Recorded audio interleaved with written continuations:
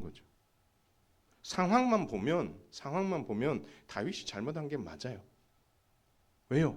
백성들이 그 전쟁에서 승리하고 돌아왔고 공적인 임무를 띠고 왕으로서 그들을 격려하고 칭찬하는 게 맞아요. 상황적으로는.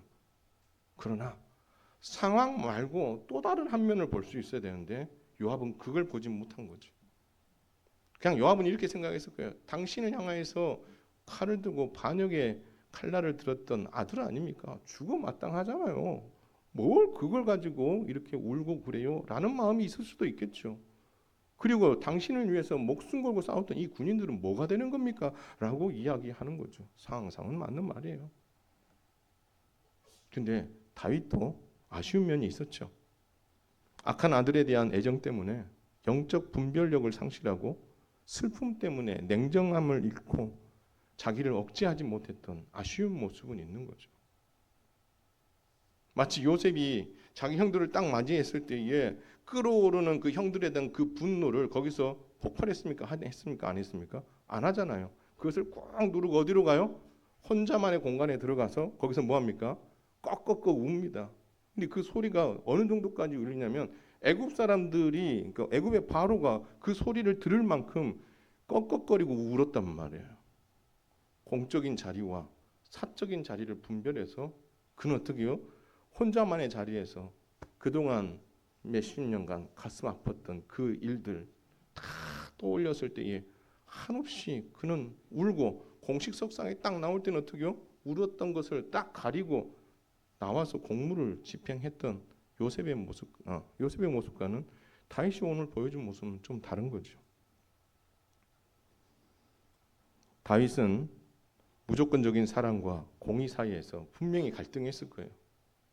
공의로서 이 행위를 한 것은 합당하다. 그리고 이 일을 위해서 수고한 이 백성들을, 군인들을 칭송하고 격려하는 것이 합당하다라는 공의적인 입장에서는 생각이 머릿속에 충분히 가득했을 거예요. 근데 또 한편 무슨 생각이 있을까요? 그럼에도 불구하고 이 자식이 누구 자식이에요? 내 자식이거든. 내 아들이거든.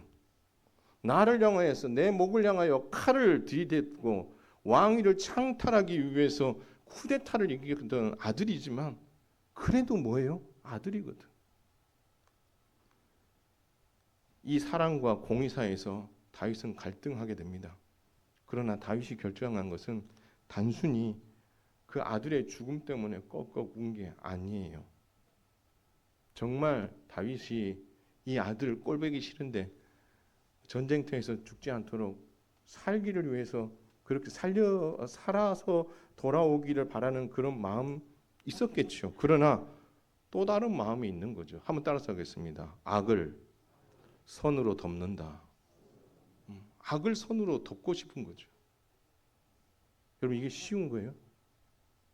나를 향해 칼을 댔던 아들인데 나를 위하여 나와 함께 일을 하다가 나를 배신하고 나를 따돌리고 나에게 많은 상처를 준 사람인데 그것을 손으로 덮으라고요? 여러분 이거 성경이 우리에게 분명히 가르치지만 이거 쉬운 거 아니거든요. 다윗은 아버지에 대한 그 아들에 대한 특별한 사랑 때문이기도 하지만 그 아들이 범한 그 죄에 대해서 손으로 그것을 덮고자 이 결정을 했다라는 거죠. 부모의 사랑은 자녀의 허물과 공격성마저도 품으려는 맹목적인 속성이 있음을 보여주는 것입니다. 부모의 사랑과 왕의 공의와 충돌되자 그는 정말 비극적인 고뇌를 했을 것 같아요. 다윗은 압살롬의 잘못을 자신의 책임으로 돌립니다. 그래서 그가 했었던 말이 뭡니까? 다윗이 압살롬이 죽었다는 소식을 듣고 자서 그가 했었던 말이 이 말이죠. 내 아들아, 내 아들 압살롬아, 차라리 내가 너를 대신하여 죽었더라면 이 이야기하는 거죠. 압살롬의 잘못을 자신의 책임으로 통감하면서 차라리 내가 죽었더라면 이게 누구의 마음이에요? 이게 아버지 마음이에요. 이게 부모의 마음이라고요. 그럼에도 아버지 다윗의 내리 사랑을 향해 누가 감히 입을 댈 수 있겠어요? 아들 압살롬은 아버지의 방관과 무책임을 향하여 칼을 겨눴지만 아버지는 끝까지 그를 젊은 압살롬이라고 불렀거든요.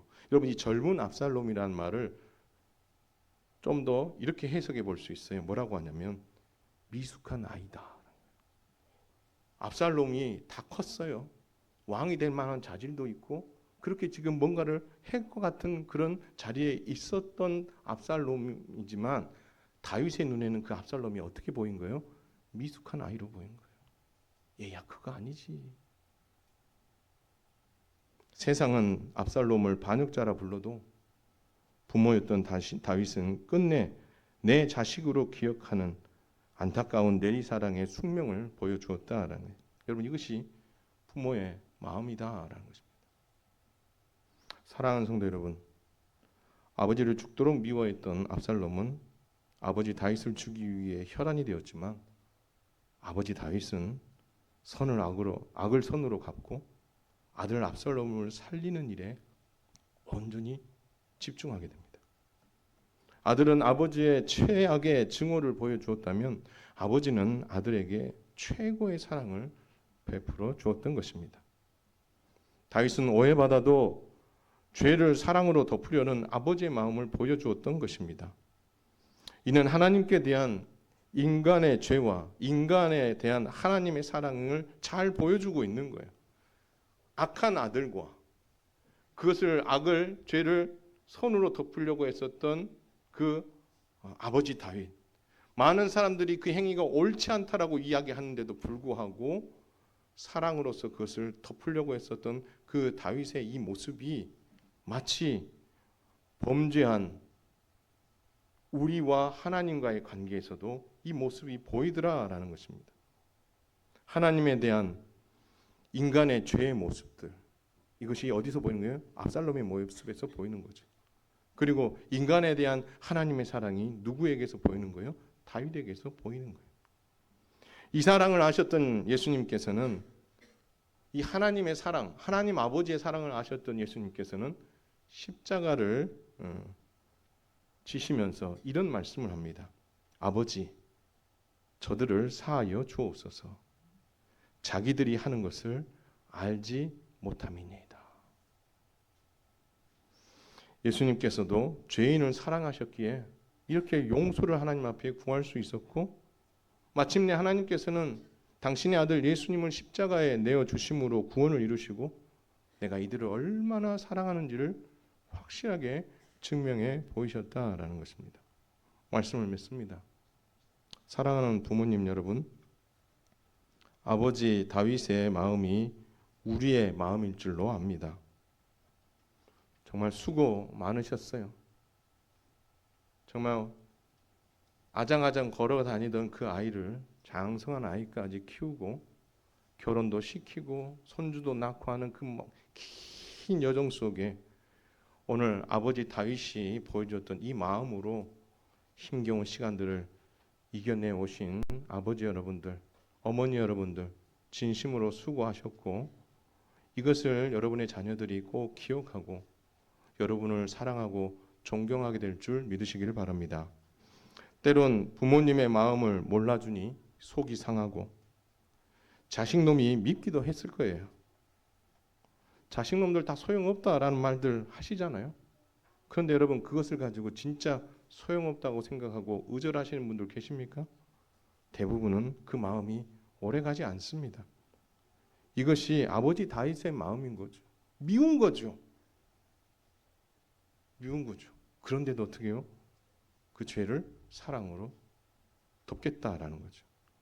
쉽지 않은 부모의 길, 사랑으로 죄까지 덮고 가야 하는 이 부모의 길을 걸어오신 여러분의 수고를 우리 주님께서 반드시 기억하실 줄로 믿으시기 바랍니다.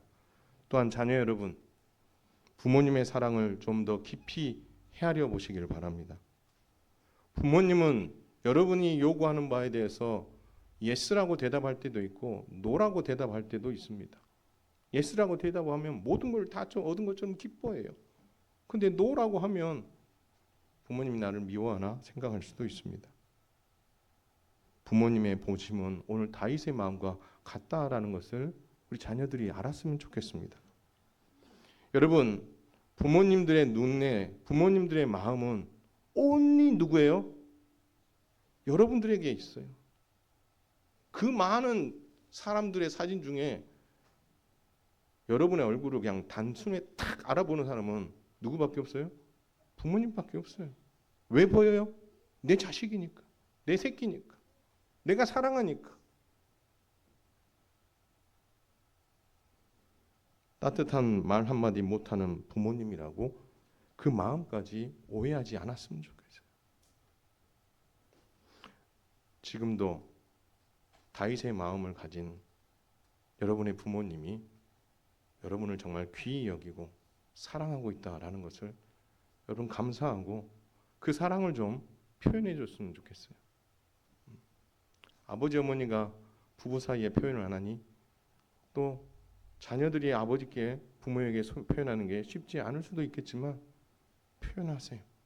남편도 아내에게, 아내도 남편에게, 자녀도 부모에게, 부모도 자녀에게 사랑한다. 나 너 정말 사랑해. 내가 너 눈에 넣어도 안 아파.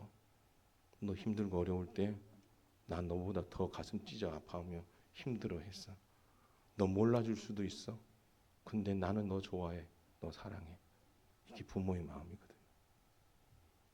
우리 자녀들도 그 사랑을 빨리 헤아려 알았으면 좋겠어요. 니도 니 새끼 낳아봐라. 내가 똑 닮은 놈 한번 낳아봐라. 이 말 뒤집어 이야기하면 뭡니까? 내가 내 아버지가 나 때문에 이렇게 힘들었고 내가 너 때문에 지금 이렇게 힘든 거야. 그 얘기하는 거잖아요. 근데 저주가 아니잖아요. 나도 부족하고 연약해서 여기까지 왔잖아. 나를 이해하고 함께 하나님이 기뻐하시는 가정 만들었으면 좋겠다. 그렇게 말하는 것 아니겠습니까? 지금도 하나님께서는 연약한 부모님의 사랑을 통해 하나님의 사랑을 자녀 여러분들에게 알도록 도와주고 계세요. 부족해요. 표현력도 부족하고 연약하고 실수도 많이 해요. 그러나 그 부모님들의 그 본심은 오해하지 않았으면 좋겠어요. 누구보다도 여러분이 잘 되기를 바랄 뿐만 아니라 어떻게 해서든지 하나님 사랑이 어떤 건가를 부모로서 자녀들에게 보여주기 위해서 애쓰고 계시는 부모님들을 정말 사랑하고 존중할 수 있는 믿음의 자녀들 꼭 되시기를 주님의 이름으로 축원을 드립니다. 더없이 부모님을 사랑하고 더없이 자녀를 사랑하여 하나님 사랑을 더 깊이 알아가고 그 사랑을 누리는 복된 가정 다 될 수 있기를 주님의 이름으로 축원을 드립니다. 찬송